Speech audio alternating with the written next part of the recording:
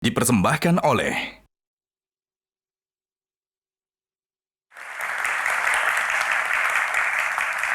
Sebelum kita ke next box, kita kan tadi bicara soal cuan dan juga jalan tol ya. Tapi kan kita juga pengen nguji, apakah sosok Babah Alun ini mengenali proyek yang dia bangun sendiri? Kita akan tes Babah Alun. Ini foto yang pertama, sebutkan ini tol mana? Kita tampilkan. Nah, Babah Alun, ini tol mana Babah Alun? Cisumdawu ini. Cisumdawu, betul sekali.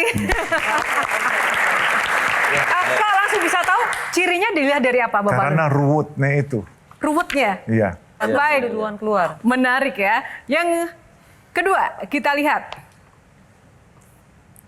Tol mana ini Bapak Alun? Dalam kota yang Priuk ini kayaknya. Karena ada keren-keren yang ini nih, dekat pelabuhan kayaknya. Oke, betul. Tol Pelabuhan Jakarta. Dan foto yang selanjutnya. Nah, kalau ini kayak, ada melingkar-melingkar tapi tidak seruwet Cisumdawu. iya, kayaknya di Antasari ini. Tol lingkar luar berarti? Iya, masuk yang ke tol Desari. lingkar luar. Benar teman-teman?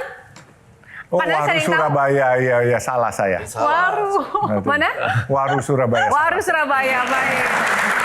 Berarti gini kesimpulanku. Kesimpulannya apa Mbak Tejo? Belum konglomerat. Betul. Karena menurut Ciputra almarhum, konglomerat itu sudah nggak ngenali proyek-proyeknya gitu loh. Itu rumah. Itu Betul Mas Dio, saya Jalan setuju. tol, susah. Kalau konglomerat itu orang yang kaya semuanya. Nah saya cuman kelihatan kaya karena matanya semua teman-teman dibolak-balikan sama Allah support. Oke, baik, menarik sekali. Terima kasih Bapak Alun untuk box kali ini. Kita akan lanjut ke box selanjutnya, box nomor berapa? Attahiyatul mubarakatuh salawatulillah. Nomor satu. Baik. Jadi ada kemungkinan jadi nomor 1 juga. Amin. Nggak harus nomor 2. Gitu. Asal usul.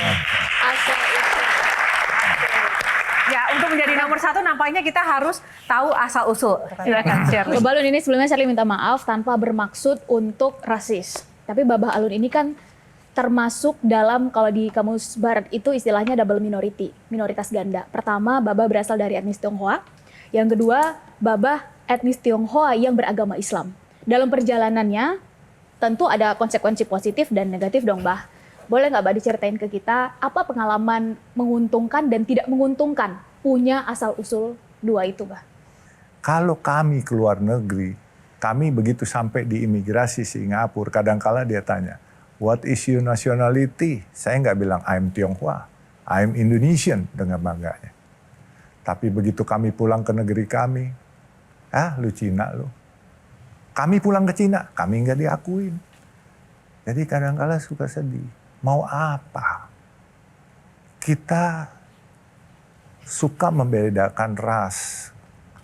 Anak-anak saya kawin dengan orang dari Nusantara sampai mancanegara. Jadi mantu saya ini satu dari Lahat, satu lagi dari Irak. Terus cucu saya mau dibilang Tionghoa, atau mau dibilang Lahat, atau mau dibilang Irak. Sedih hati ini. Kita harusnya sebagai anak bangsa, kita udah nggak zamannya milih-milih ras atau apa. Kita saudara kemanusiaan, ya kan? Masa sama hewan kucing kita bisa sayang? Masa sesama manusia karena beda etnis, beda agama kita harus saling benci, saling musuh? Makanya saya coba meletakkan satu tatanan. Saya mencoba menjadi orang Indonesia yang baik. Walaupun darah saya nggak bisa dilupakan, saya darahnya Tionghoa. Tapi saya nggak pernah ngaku saya pribumi. Waktu nama saya dulu, saya Yusuf Hamka, orang menganggap saya pribumi. Saya memberanikan diri. Dulu ada satu orang pengusaha besar, Tionghoa, namanya Muhammad A gitu ya. Dibilang nama Tionghoanya, oh marah-marah bisa ditempeleng. Karena dia mau merubah dirinya jadi Indonesia. Percuma, namanya Indonesia, hatinya bukan Indonesia. Saya mendingan, saya deklarasi. Saya Yusuf Hamka, nama kecil saya Alun. Ya kan, I'm Tionghoa. Tapi kalau mau dibuka hati saya, merah putih. Itu aja yang saya bisa buktikan. Banyak orang yang bertanya, Yusuf Hamka itu terkoneksi lekat dengan Buya Hamka. Sedikit saja, Betul. arti kata Hamka ini dan apakah menjadi beban tersendiri? Di waktu saya disematkan nama Hamka oleh almarhum Buya Hamka, itu saya kaget.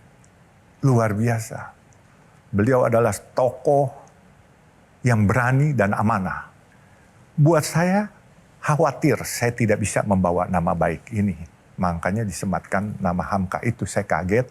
Akhirnya hidup saya yang dulu ya zamannya jahiliyah, mau nggak mau pelan-pelan karena ada gendong nama besar ini, saya harus berperilaku baik. Berperilaku baik. Akhirnya alhamdulillah, walaupun belum baik total kayak Mas Jiwo, saya sudah mendingan dikit lah Pak gitu. Pernah memulai bisnis dari hidup susah, bahkan pernah bercita-cita jadi tukang parkir, pedagang es kacang hijau, dan pernah jadi penjual asongan. Itu benar sekali. Betul. Kenapa? Waktu saya SMA, saya lihat teman-teman main saya jadi tukang parkir. Terus saya tanya kalau ketemu situ, lu parkir begini dapat berapa duit? Ah, bisa lah 10.000, 15.000. Waktu itu bakmi mesti 300 perak satu mangkok. Saya bilang, wih 33 porsi, enak juga ya. Ah, gue mau jadi tukang parkir aja, cukup. Gue makan sendiri satu porsi, paling 3 kali, 3 porsi.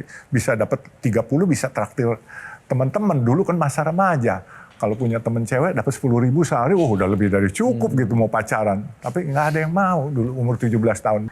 Dengan punya anak 3, ada Mbak Fitria, ada Faisal dan juga Farid, tidak mengalami masa-masa sulit itu. Oh dia anak orang kaya, kalau saya kan bukan anak orang kaya. Jadi bagaimana menghidupkan kembali kesederhanaan yang ada di dalam diri Baba Alun ini kepada ketiga anak-anak? Gini, kalau kitanya nggak memberi contoh, anak-anaknya pasti spoil. Ke cucu-cucu nanti lebih susah nggak? Insya Allah mereka juga pasti akan dididik seperti itu. Karena anak-anak saya sekarang sudah mulai mengikuti. Saya bilang, kita nggak perlu kaya. Yang penting kita dihormatin, disayang orang. Orang kaya apa sih? Bukan karena banyak duitnya. Orang kaya adalah orang yang paling sehat dan tidak punya utang. Itu orang kaya. Kalau kita belum kaya, selama masih punya utang di bank, belum kaya. Baik. Oke, singkat saja. Bang, ada istilah begini, bahwa kalau pengen melihat Islam, lihat ajarannya, jangan lihat pelakunya. Karena kalau kita lihat ajarannya, kita akan yakin, kita lihat pelakunya, kita ragu. Bagaimana pandangan singkat Baba Alun terhadap itu?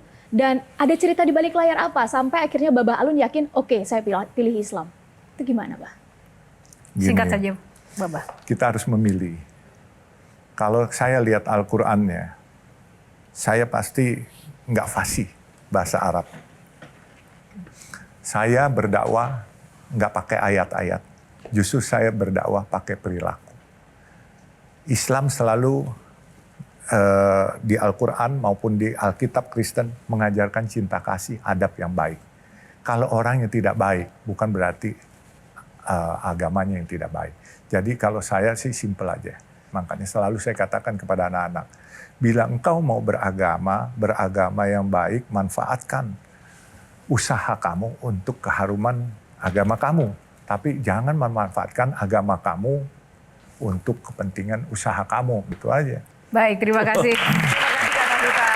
Silakan Mbak Tejos, penebalan tadi apa mungkin insight-nya? Tadi tentang putrinya, Fitria dan lain sebagainya. Fitri ya? Fitria, Yang Farid, Faisal. Penempaan mental. Saya malah kalau ketemu Pak Prabowo bilang, anak Indonesia nggak perlu makanan bergizi, perlu penempaan mental. Betul. Mental yang seperti itu ya banyak teman-temanku yang jadi menteri pengusaha awalnya makan gaplek, justru jadi menteri, nah itu nggak akan bisa diulangi oleh anak-anak bapak. Betul. Tragis itu, karena pasti mereka makannya udah enak sekarang. Betul. Gitu, ya. Mereka anak orang kaya, Pak. Anak orang, apalagi cucu nanti. Iya, mereka cucu orang kaya, Pak. Oke. Makanya beruntunglah mereka, Pak. Kalau saya kan anak tapi dosen. malah pun nggak ditempa mentalnya. Ah, itu. Saya khawatir Di malah, situ ya. saya khawatir malah nggak jadi orang itu. Nah, saya takut nggak jadi petarung, betul Pak. Ya, Itu saya iya. setuju Sarannya sama Mbak Pak. Tejo? Saran itu ya, itu juga yang saya alami walaupun saya bukan orang kaya gitu. Saya melihat anak-anak nggak kayak dulu waktu anak-anak saya sering kelai, Nah ini kembali Oke. dari atas harus ke bawah Pak. Sama-sama kita doa aja. Baik, terima kasih.